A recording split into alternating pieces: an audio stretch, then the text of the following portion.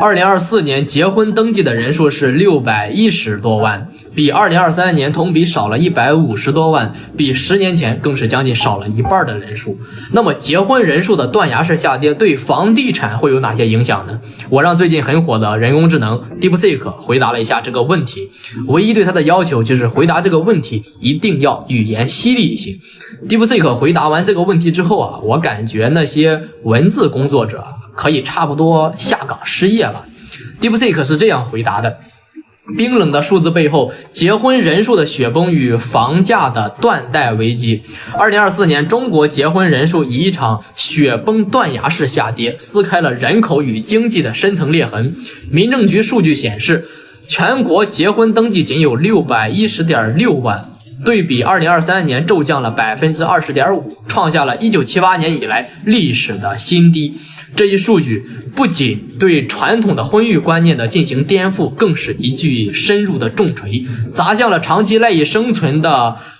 剛需的蓄勢的房地產的市場。當年輕人用腳去投票拒絕婚姻時，樓市賴以生存的人口紅利，它的地基正在逐漸的崩塌，而這場崩塌堪比房價下跌，會更讓人窒息。婚姻的奢侈品化，年輕人為何集體去逃離？經濟賬算不過人生的捆綁套餐，一套婚房基本上可以掏空普通家庭2代甚至3代人的積蓄，而且還是個首付。育兒的成本更是高達家庭年收入的16倍，然後再疊加996各種 buff， 職場對個人時間的壓榨，瘋狂的壓榨。婚姻早已經從人生的必經之路異化成了奢侈品之路。一線城市的房價與中位數收入的嚴重倒掛，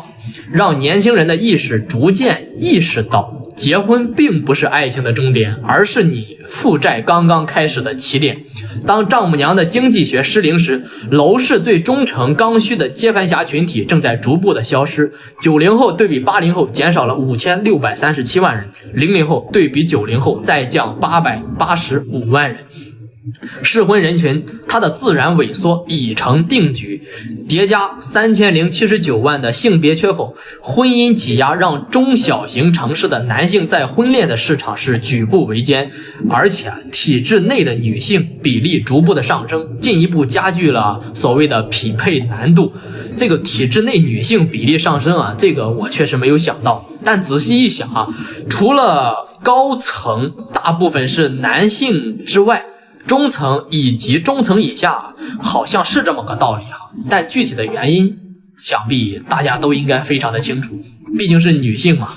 然後呢，這場結構性的危機絕非是政策的補貼或婚戀教育能夠所逆轉的。從婚房信仰到不婚的宣言，樓市邏輯仿佛像重構一般。2013年結婚率高達峰值之後，全國商品住宅的銷售面積衝上了11.6億平方米的峰值，而2024年逐步消失了175萬對的對婚房的需求，直接宣告了結婚必須買房買黃金的定律已經基本上要結束了。一線城市遠郊板塊如廣州、增城、從化一線有房無市的徵兆，鶴崗化危機不僅僅局限於資源型城市，婚慶市場只是規模萎縮的冰山一角罷了。像家居、家電、母嬰等依賴於新婚姻家庭的消費的行業同步是收縮的很大，而離婚登記卻是262.1萬对，佔結婚數量的 42.9%， 更催生出二手房市場的分割與置換的需求疲軟。房地產上下游產業的寒冬，實則就是人口紅利消退的必然代價。政策就像是一場注定失敗的打地鼠遊戲，老鼠出來了，但是打不到。面對趨勢，政策工具顯得是如此的蒼白無力。一線城市鬆綁限購，可以隨意買房；下面的城市房貸利率幾乎降到了 3%， 城中村加速的去建造，這些舉措在深圳遭遇的尷尬期足以能說明這個問題的嚴重性。即便政策力度最大、市場修復最快的城市2024年結婚它的登記的人數同比下降 15.3%，當年輕人的理性選擇超越政策刺激的閾值的時候，任何以催婚催生的行為政策手段都將淪為行為藝術。更諷刺的是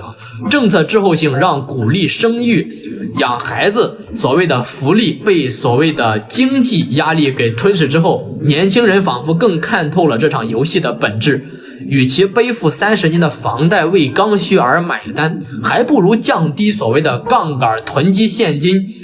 在通縮螺旋中求生存罷了。勞動力銳減，老年人口的增加，